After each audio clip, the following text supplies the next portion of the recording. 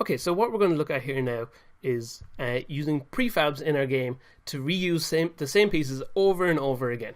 So what we're going to do is go back to our assets folder again, and we're going to create a new folder that we're going to call prefabs.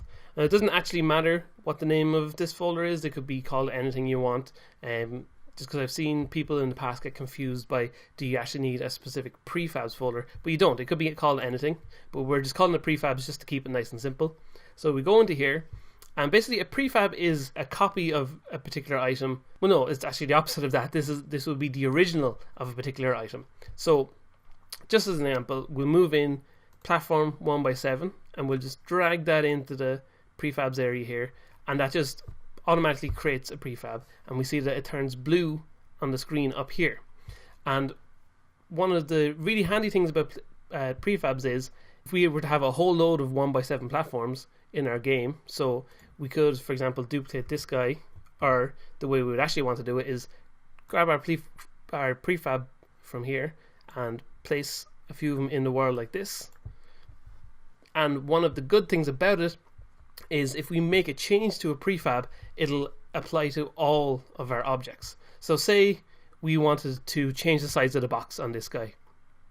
If we were to change that to 9, like that, because we made it within the game here, we have this particular one active, it doesn't actually change anything on the other ones, like this.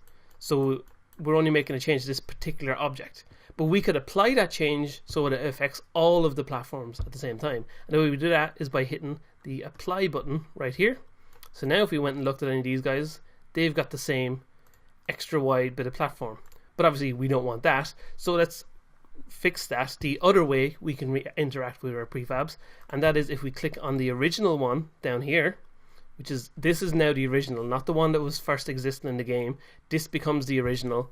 Because it is a prefab, and basically everything else in the world becomes a copy of that. So if we were to go to this one and set the size on this to be 7, because this is the prefab we're changing, we don't have to apply any changes.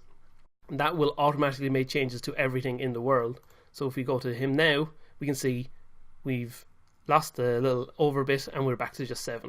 And that's the kind of basics of prefabs, and it's very, very handy to be able to use. I'm just going to delete all these extra ones here now. It's very handy to be able to use them because they make reusing pieces within the world a lot easier and a lot more simple to use. So we're going to do the same thing with all our pieces here. We're going to drag them in like this to make them all prefabs, all our ground pieces and all our platforms like this. And there we go. Now we've got a bunch of different pieces that we can use within our world. So now we could go ahead and delete all of these from our level. But our prefabs still exist down here, so we can drag them in and place them wherever we want. So we'll just quickly make a simple little kind of level thing here, so that in the next few episodes we've got somewhere for our player to jump around in. So there we go, like that. Okay, so that's the basics of prefabs. They're extremely handy and a very useful fundamental of Unity for us to use in the future.